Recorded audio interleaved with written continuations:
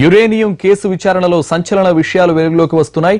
పిడుగున్న పడ్డప్పుడు తమ వద్ద ఉన్న పరికరం ద్వారా ఇరీడియం వెలికి తీసి కోట్లు సంపాదించొచ్చన్న ఓ బురిడి గ్యాంగ్ మాటలకు చాలా మంది అమాయకులు పడిపోయారు. కోట్లల్లో మోసపోయాక తేరుకున్న పలువురు పోలీసులను ఆశ్రయించారు. ఇప్పుడు దీనిపైనే తెలంగాణ సిఐడి పోలీసులు దర్యాప్తు చేస్తున్నారు. కేసు విచారణ చివరి దశకు చేరుకుంటున్న టైంలో కొత్త విషయాలు బయటకు వస్తున్నాయి.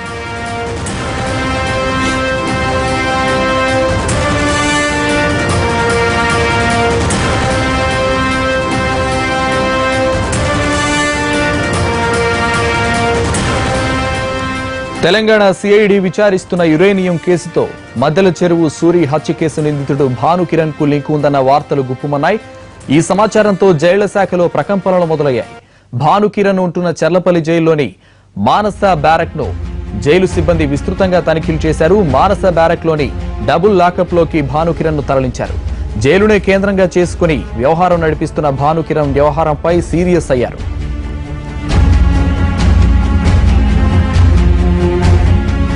ఇంతకీ తెలంగాణ సిఐడి విచారిస్తున్న యురేనియం కేసుకు భానుకిరణ్ కు ఉన్న సంబంధం ఏంటన్న దానిపై విచారణ కొనసాగుతోంది. ఈ కేసులో సిఐడి అధికారులు విచారిస్తున్న శ్రీనివాస్ రెడ్డి, గంగాధర్ రెడ్డి భానుకిరణ్ తో అనేక సార్లు ములాఖత్ అయినట్లు తేలింది. గత 6 నెలల్లో వారానికి 2 సార్లు భానును ములాఖత్తో వీరిద్దరూ కలిసినట్లు జైలు రికార్డులు చెబుతున్నాయి. కుటుంబ సభ్యుల కన్నా బయట వ్యక్తులతోనే భాను ములాఖత్ ఎక్కువగా ఉన్నట్లు తేలింది. జైల్లో ఉన్న ఈ 4 ఏళ్లలో 500 మందిని భానుకిరణ్ కలిశాడట.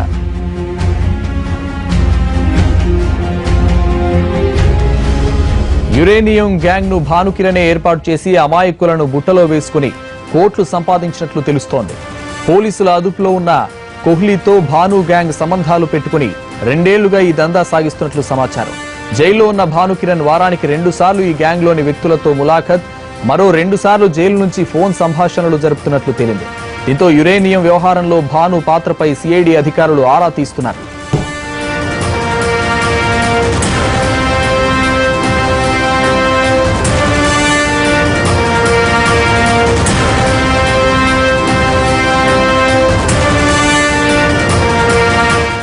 భానుకిరణ్ వారానికి 4 రోజులు వివిధ కేసులపై కోర్టుకు వెళ్తుంటాడు.